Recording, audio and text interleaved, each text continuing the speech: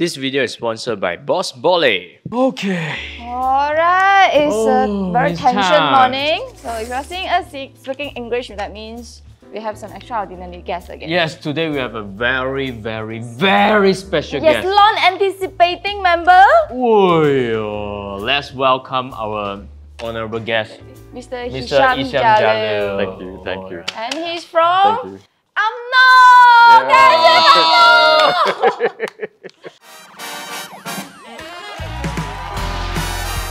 We really have many questions Sure. Yeah, about Shoot. UMNO and Yeah. about you. Okay, but before we start, we're going to be very frank with you that Yeah. I think 90% of our audience not a fan of UMNO. Shoot, I understand. Don't worry Okay. about it. Cannot say like Oh, this. sorry. Okay, not 90%, it's 95. So, 98. First question will You be, know. what gives you the courage to show up in our channel? Yeah, first of all, thank you for accepting me to come. No. Well, I suppose I have to get out of my comfort zone sometime. We can't just, go and see people that we are comfortable with. If you want to build this country, you got to get everybody involved. Thanks for coming. We would love to break our own boundaries. Well said, well said. I'm a Malay, but my grandmother was Chinese. Oh. I see. Yeah. So why I join UMNO? Not picky, So I wish I could have learned how to speak Mandarin when my grandmother was alive, but I didn't. Otherwise, today we will be speaking Mandarin. That would be Alright, it's a lot okay. better. It's okay. Language doesn't really matter. Yeah, I also didn't learn many Malay. Bahasa saya terus agak. Yeah. Well, I guess our audience not very familiar with Mr. Isham Jalil yet. Would like to introduce yourself a little bit to our audience? My name is Isham Jalil. I'm 46 years old.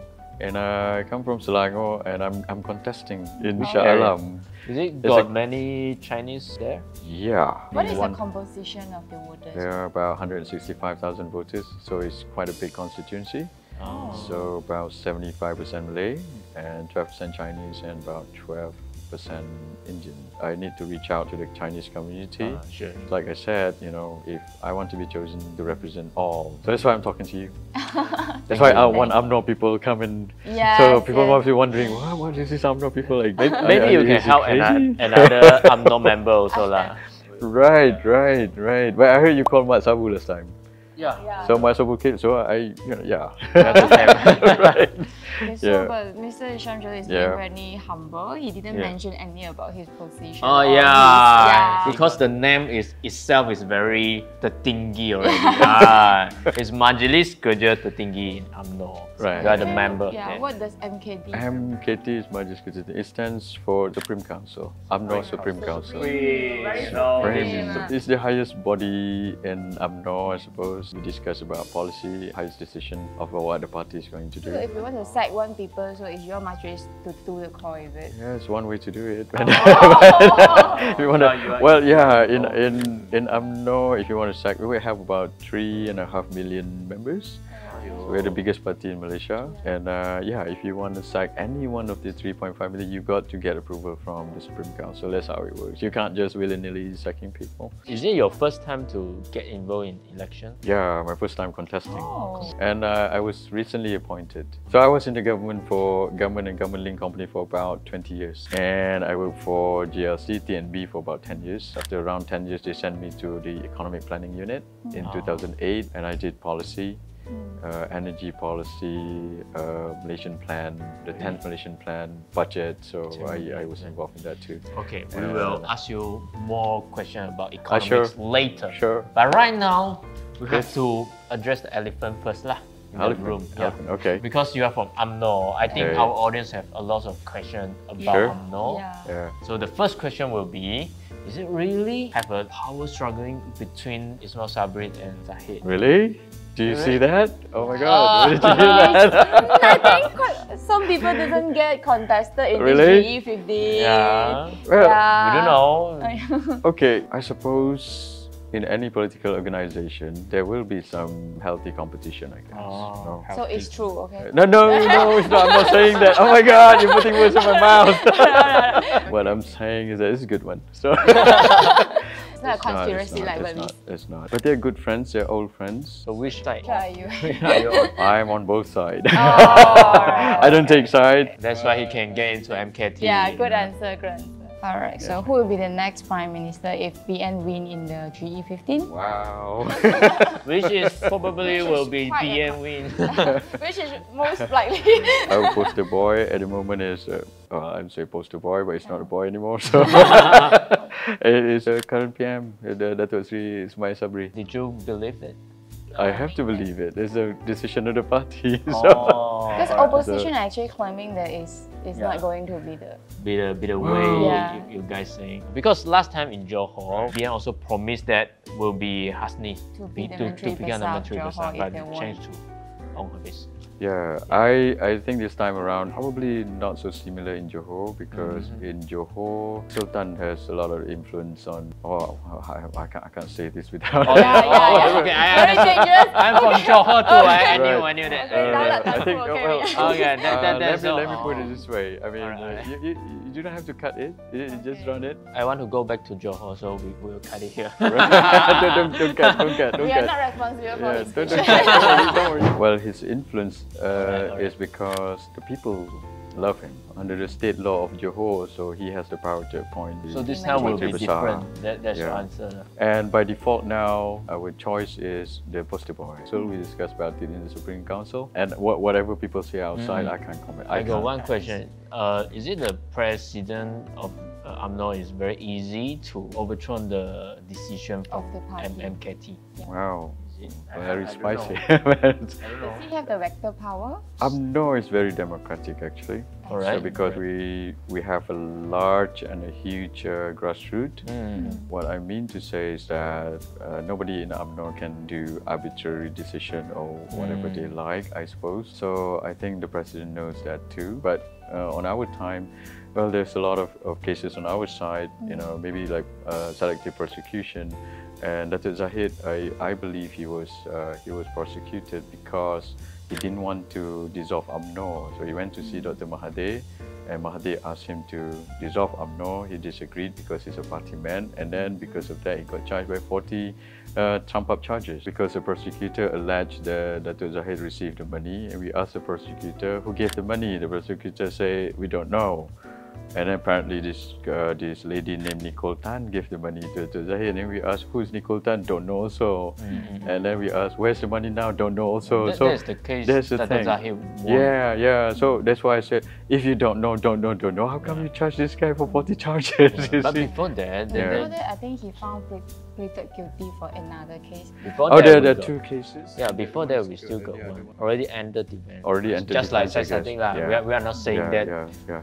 is Sound guilty guilty. or what. Yeah, just like Syed Sadiq. Syed Sadiq also has to enter defense. Well, Lim Guan Eng last time entered defense, but somehow along the way before we called for it, he dropped charges. So this is the thing that I concerned about, because when the other side, on PH side and Perikatan Nasional side got, you know, there's like allegation of corruption.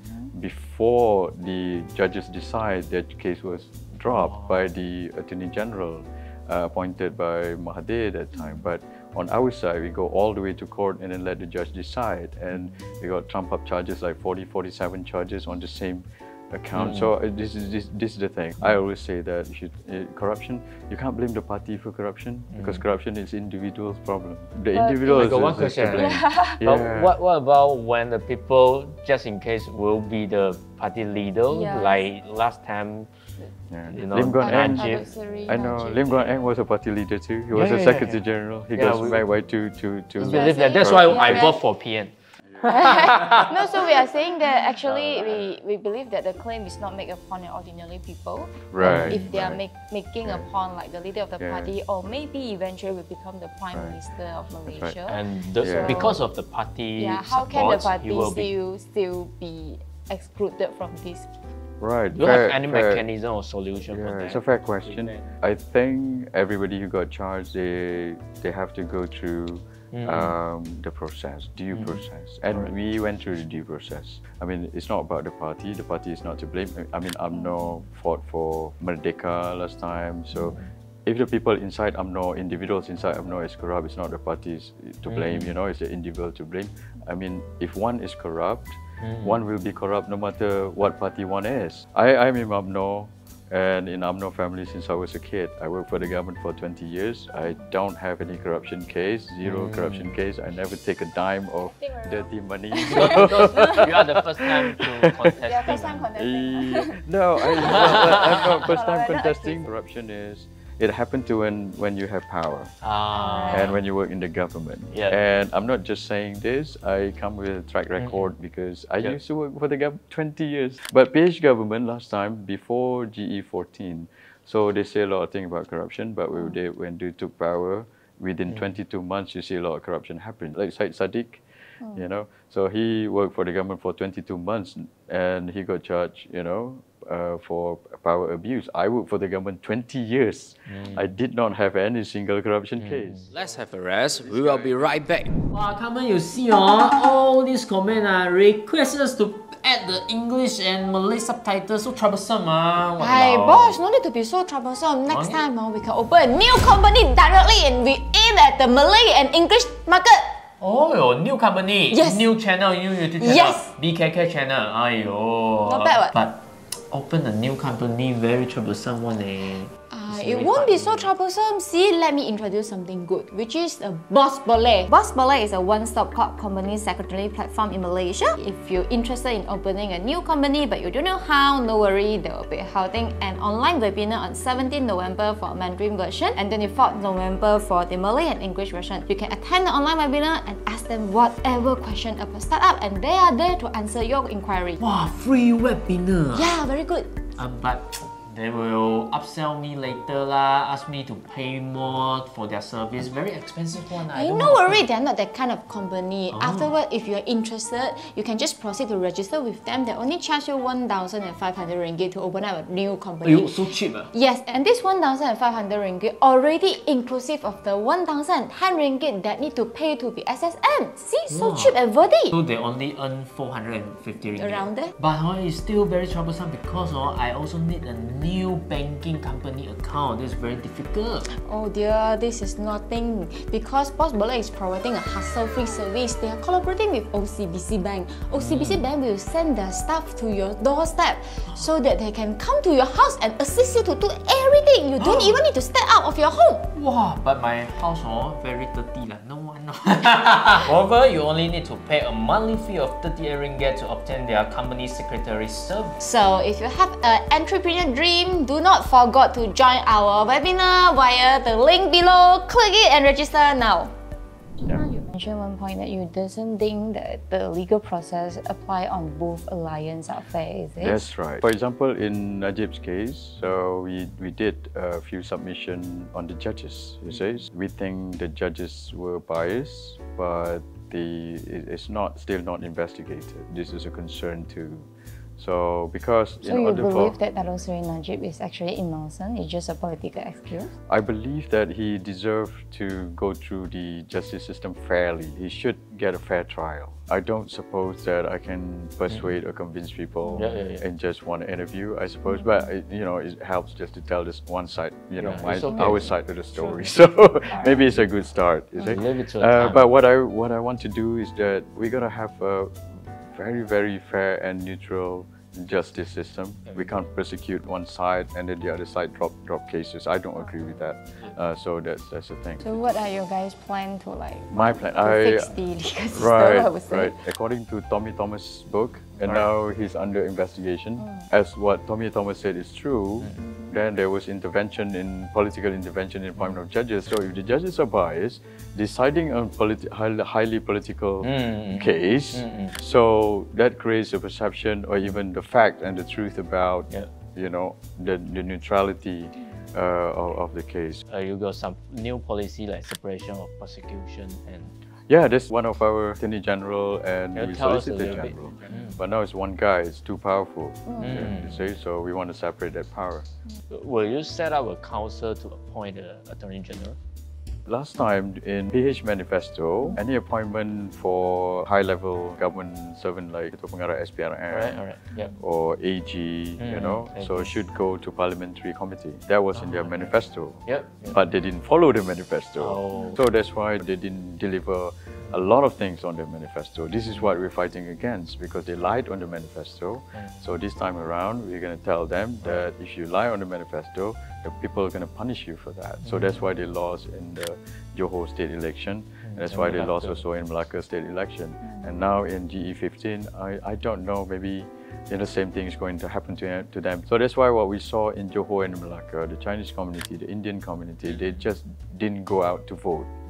Because maybe they shy to vote Barisan Nasional, to vote me or whatever. Because last time they didn't vote for me, they hit UMNO, I don't know. That's why you are here. Yeah, but at the same time, they don't trust the other guy too. So they just stay home and don't go out to vote. I think it's kind of represent for Chinese community. We are not a big no to UMNO, but we just don't want the corrupt. Oh, thank you so much. That's why, like we said, right. It's We can accept Zabri it. who represent a total Yeah. new image. Actually, Yeah. The good thing that happened in UMNO after we lost, I mean, I guess we do a lot of soul searching. We did a lot of new things, and we put up new people in the. We feel a lot of people, like 80%, now 70%. Yeah, in Johor 75%, in Malacca was 80%, now 70%.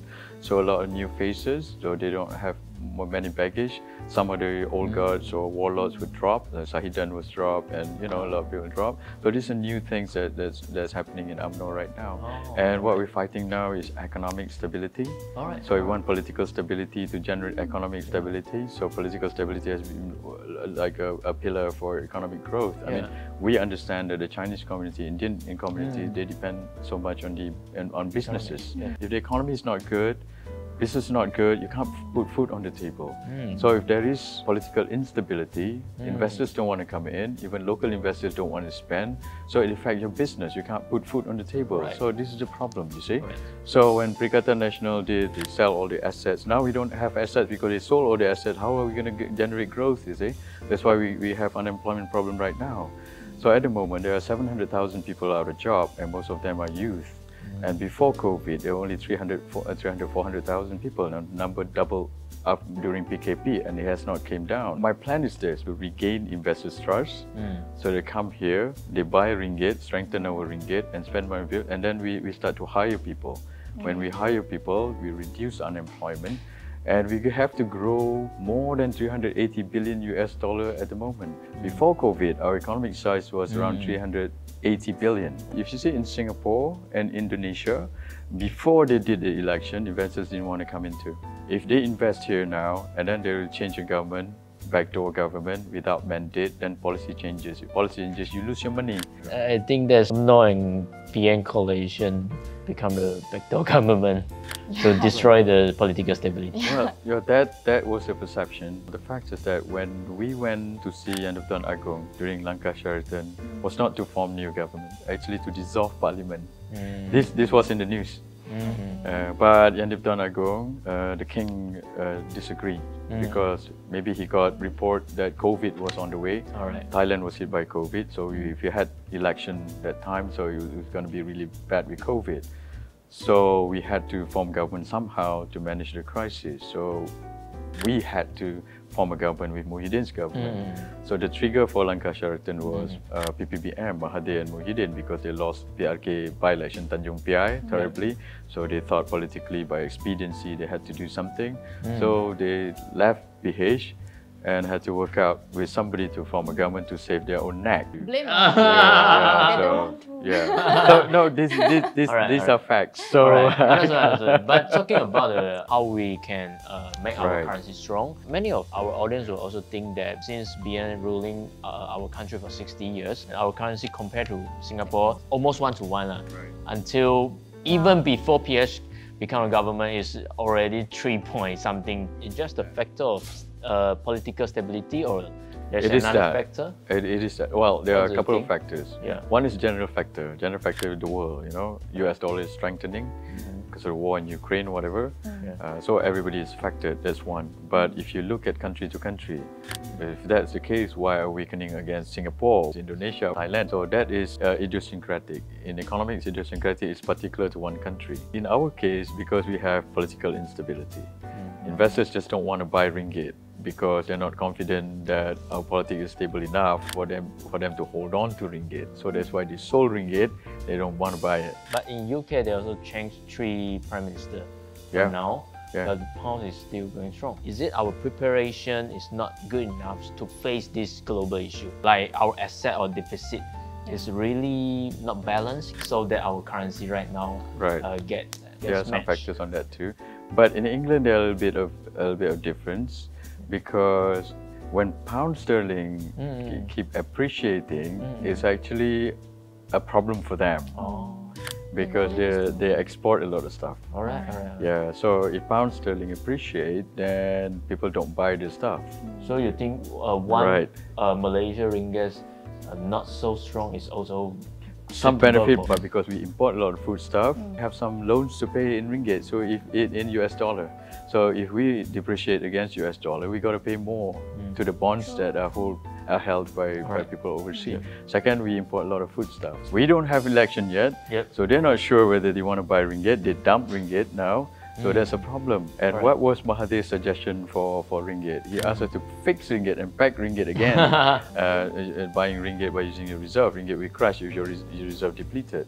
But what you want to do is increase the confidence for people who actually buy yourself ringgit. How you increase their confidence? Okay, how to increase? Political stability. Right. But I have a question too. I I can vote for. Right. I can, if I'm the audience, I would think that so I vote for PH and PH won very big. The political will be very stable as well. So why should I vote for BN? That's the question.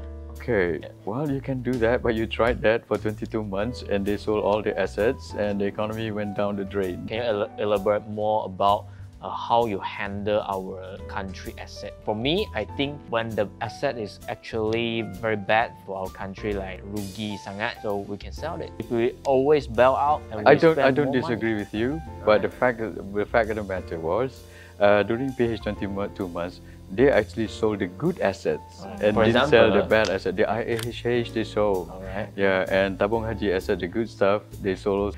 So this to me doesn't make sense, because and then they add 300 billion of debt. So when we left the government, our debt was 686 billion.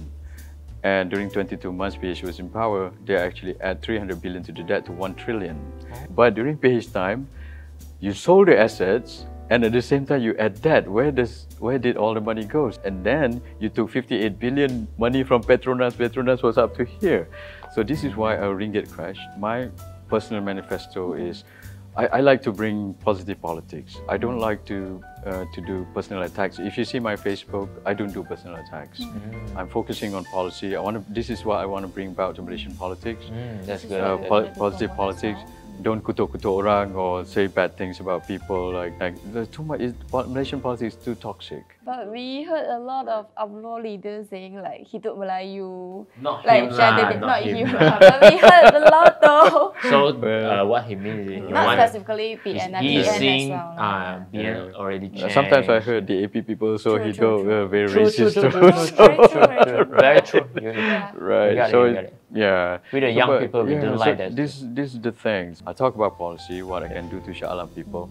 I don't go and personal attack people or whatever it is. I think we really need a policy debate. We do. I actually what you say, I also cannot fact check. Yeah, you can if you want. But I already fact checked it. So I'm a fact guy. If they want to debate with me, I actually invited Rafizi to debate me 4 times, but he refused. He said, "Oh, I'm the Supreme Council member appointed, so maybe not his level or whatever." But Ismail Sabri say debate is not our culture. Well, I can't speak on his behalf. Oh, okay.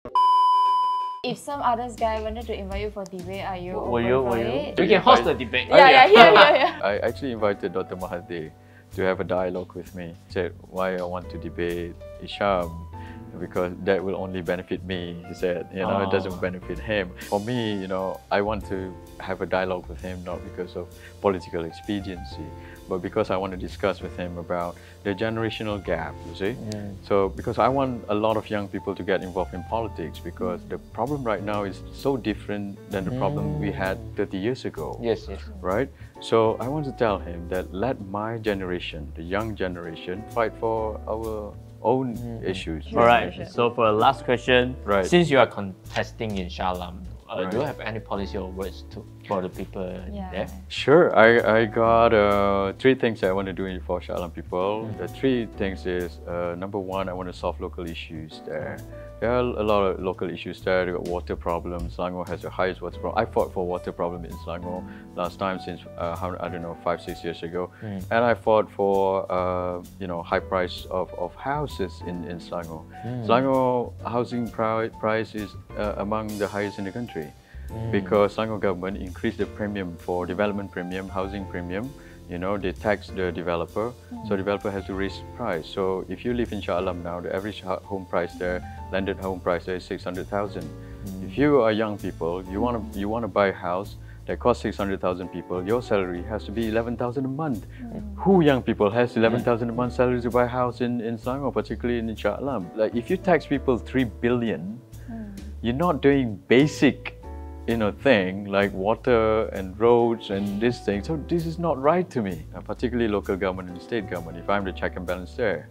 And if the government is not efficient, if you submit like approval or something to the government and they're always late or something like that, this is where corruption happens. So if I'm elected, what I promise to do is that I will continue my track record working for the government cleanly and efficiently for 20 years.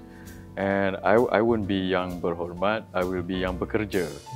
So I'll make a point to go and search for people in the needs. So I don't wait for people to come to me, telling their problems. I'll try to search for them. So that's one of the things that I want to do. And all this thing that I'm saying, so I'm offering myself, well, basically I'm applying a job to Shah Alam people. You are interviewed now. So I'm applying a job to you Shah Alam people.